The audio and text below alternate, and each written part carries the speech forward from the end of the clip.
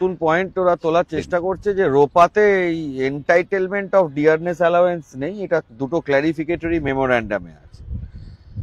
সেটা নিয়ে আজকে জজ সাহেবরাও আপনারা দেখেছেন কোর্টে বলেছে যে এই পয়েন্ট তো ট্রাইব্যুনাল বা হাইকোর্ট কোনো সময় তোলা হয়নি, শেষ সময় এসে তোলা হচ্ছে। সেটার জবাব আমাদের কাছে রেডি আছে, যেটা আমরা যখন প্রকাশ্যে বলছি না, আমরা যখন হিয়ারিং করব তখন আমরা জানিয়ে দেবো। কারণ এখনো কপিল সিব্বাল স্যারের বলা এখনো শেষ হয়নি, তা ওনার জন্য মঙ্গলবার দিন আবার উনি বলবেন।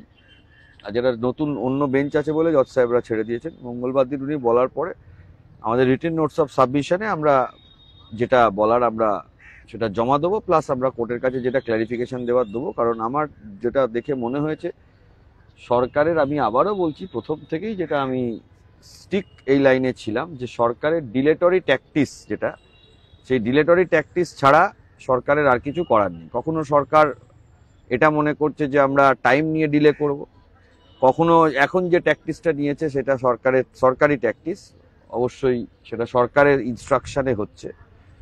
সেটা হচ্ছিল যত পারবো আর্গুমেন্টটাকে বড় করে যাব, নতুন নতুন নতুন নতুন পয়েন্ট তুলতে থাকবো, যতটা ডিলে করা যায় এই চেষ্টা সরকার করছে। আমরা সেটা যখন আমাদের আবার টার্ন আসবে তখন ডেফিনেটলি আমরা সেটা বা কোর্টকে জানাবো, এবং সেটা যেটা জবাব দেওয়ার আমাদের তরফ থেকে সেটা জবাব দেওয়া হবে। ডিলেটরি ট্যাকটিসটার এটা কারণ হচ্ছিল যতটা পরিমাণ গুলিয়ে দেওয়া যায় বা যতটা পরিমাণ এটাকে চেঞ্জ করে অন্য কিছু একটা চেষ্টা করা যায়, তো সেটাতে আমার মনে হয় না খুব একটা লাভ করতে পারবে বলে সরকার। জজ সাহেবরা সময় দিয়ে মামলাটা শুনেছেন, যথেষ্ট সময় দিয়েছেন।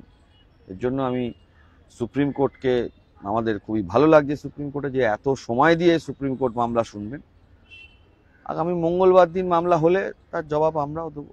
কপিল সিব্বল স্যার কি বলেন। আজ ডিএ মামলায় সুপ্রিম কোর্টে কি হলো, সুপ্রিম কোর্টের সামনে থেকেই জানালো আইনজীবী বিক্রম ব্যানার্জি।